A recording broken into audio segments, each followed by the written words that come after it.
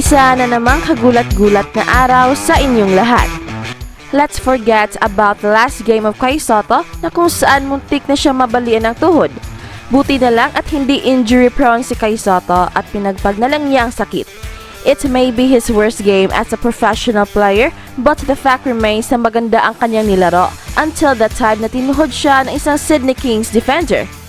But again, kalimutan na natin yan and let us look forward sa isang napakalaking challenge na naghihintay kay Sotto against Southeast Melbourne Phoenix na kung saan finally ay makakatapat na for the first time ang two of the best big men ngayon sa Asia na sina Zhou ng China at si kay Sotto ng Pilipinas. The read, rejected by Sotto.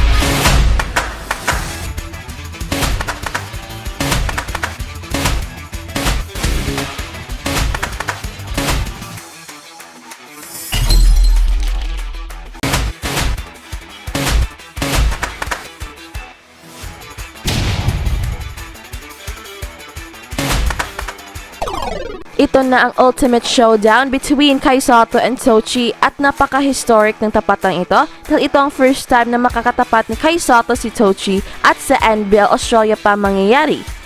We all know na si Zhou ang isa sa mga cornerstones ng China pagdating sa basketball and he is the acknowledged best big man ngayon sa China. At dahil dyan, napakalaking challenge ito para kay Sotto because he is up against arguably the best big man sa Asia.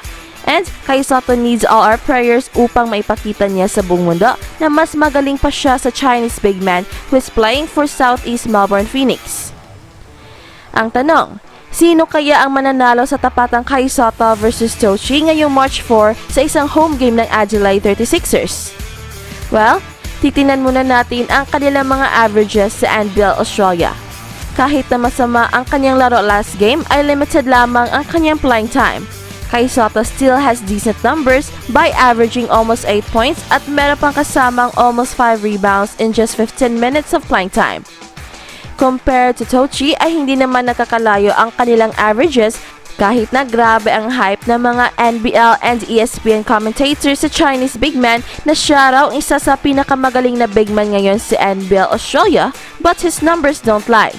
Zhou is only averaging 21 minutes playing time per game at ito'y nakakagulat dahil akala natin ay napakalaki ng kanyang playing time but as it turned out ay napakababa ang 21 minutes sa kalidad ng talent and height ni Zhou.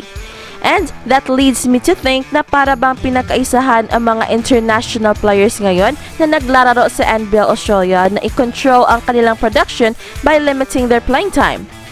And 21 minutes of action, Zhou is only averaging 10 points per game, just 2 points difference sa average ni kay Sotto sa puntos. At sa rebounding naman, Zhou is averaging almost 7 rebounds per game. And compare that to kay Sotto ay hindi naman napakalaki ang agwat sa 5 rebounds ni kay Sotto per game. In other words, if we base it purely sa kanilang production in relation sa kanilang playing time, ay match na match sina kay Sotto and Zhou.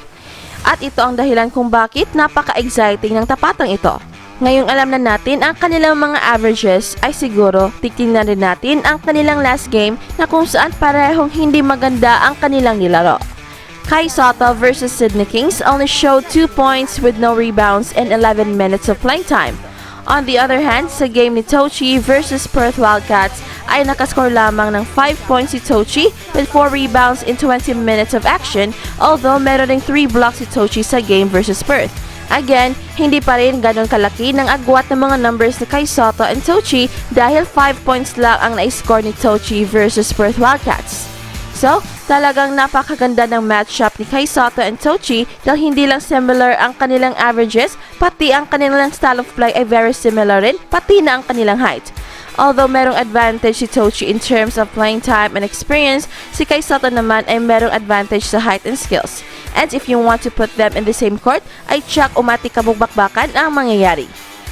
Sana nga lang ay hindi natitirahin si kay Sotto sa kanyang next game and for sure ibang-iba ang style of defense ni Zhou compared sa mga Australian race players na napaka-physical and sometimes they are playing to hurt and not to shoot.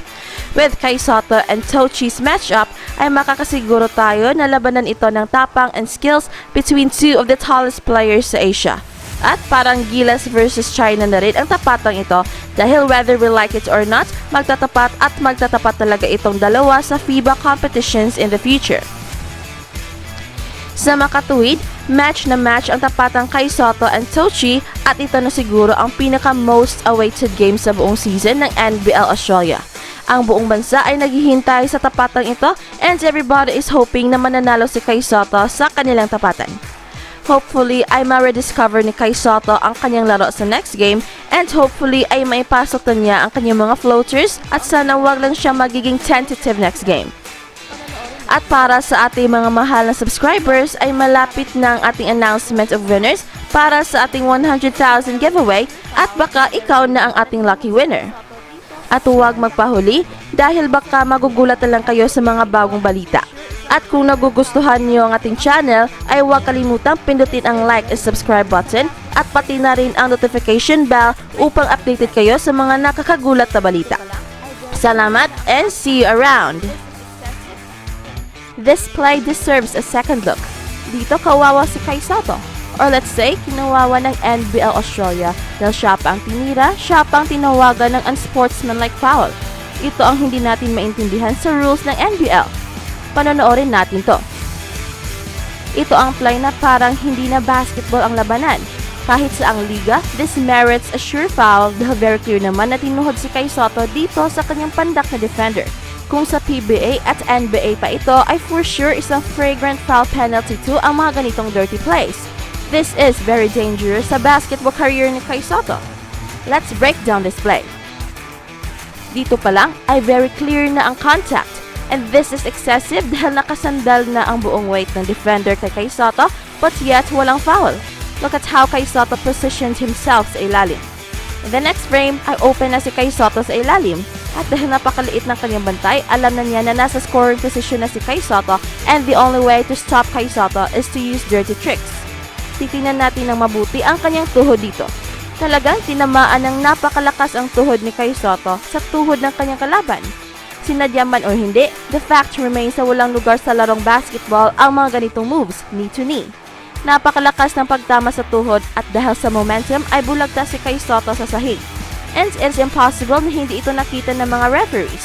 And if nakita man, inilet go na lang nila. What kind of officiating do they have in this league? What if Kay Sotto was injured during that skirmish? Di tapos ang boxing? If legal ang ginawa ng Sydney Kings player dito, ay siguro Kay Sotto should think again. It's time to stop playing in the NBL. Baka before he will know it, ay nasa injured list na siya at hindi na niya makakamit ang kanyang NBA dream. At hindi lang yan. Ito pa. After naka-recover si Kay Sotto sa kanyang pagbagsak sa sahig, ito na naman ang dirty plays ng Sydney Kings. Dalawang players ang nakatukod sa likod ni Kay Sotto. I don't know kung bakit hindi ito tinawagan ng foul. Very clear naman ito na isang foul, especially sa rebounding. If this is a legal move sa NBL, then Kay Sotto should stop playing sa NBL. And in the ensuing play, si Kay Sotto pa ang tinawagan ng unsportsmanlike foul dahil sa kanyang touch foul. Hindi na nga maganda ang kanyang playing time na binigay ni Coach CJ Button at walang play, hindi pa siya binigyan ng fairness ng mga referees, in my opinion. And look at Kay Sotto after that play. Ininda niya ang sakit ng kanyang tuhod and he is frustrated sa mga pangyayari at dito na nag-set in ang masamang laro niya and very careful na siya sa kanyang mga galaw. Hopefully ay hindi na injured ang tuhod ni Kay Sotto dahil alam naman natin na merong injury si Kay Sotto sa tuhod before the season began. And from that moment on ay nag-iba na ang laro ni Kay Sotto beginning ng second quarter. Sa first quarter pa lang ay umusok ng laro ng Adelaide 36ers led by Todd Withers and Daniel Johnson. At sumama na rin sina Sunday Dutch and Cam Burstow at napakaganda ng kanilang bulusok sa first quarter. At about 5 minutes left in the first quarter ay pinasok na ni Coach CJ Button si Kay Sotto and he played a little more than 4 minutes sa first quarter and he scored only 2 points pero grabe ang kanyang depensa sa ilalim. At least 5 tira ang sina-challenge niya at puro mintis ang mga ito sa kanyang napakataas na talon trying to block every shot. Lamang ang Adelaide sa pagtatapos ng first quarter at sa second quarter naman ay pinasok si Kay Sotto at around 6 minutes left in the quarter. At sa pagpasok pa lang niya sa second quarter ay mukhang walang fire ang kanyang laro. He lacked the energy at mukhang pagod si Kay Sotto. He showed signs of frustration dahil hindi siya napasahan ng bola at the right place at the right time. And it prompted Coach CJ Button na paupuin muna si Kai Sotto for the rest of the second quarter at nakakuha pa ng isang unsportsmanlike foul. Kai Sotto only scored 2 points sa first half at merong isang steal with no rebound, no blocks, and no assist in 7 minutes of action. At sa third quarter naman ay maagang pinasok si Kai Sotto pero kitang-kita na walang energy ang kanyang laro. Parang walang gana ang idolo natin. Wala pa rin nagawa na puntos, walang assist, walang block shots in almost 5 minutes of action sa third quarter. Ito na siguro ang worst 3 quarters ni Kai Sotto at nakakuha pa siya ng isang turnover off a bad pass to Dusty Hannes.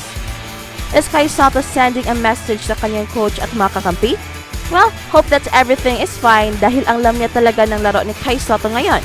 Very unusual sa kanyang mga nilalaro the last 7 games na napakataas ng kanyang energy at palagi siya ang game changer. But the good thing ay lamang pa rin ng Agilite 36ers at the end of the third quarter. Kai Sotto still had 2 points with 2 turnovers on 1 out of 4 field goals.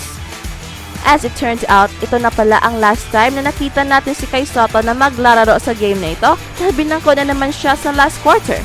And when Coach CJ Button thought na panalo na ang kanyang team without Kai Sotto, Xavier Cooks broke the hearts of CJ Button and the hearts of Agilite 36ers fans sa kanyang last second 3-point shot to break the tie and win the game 90-93.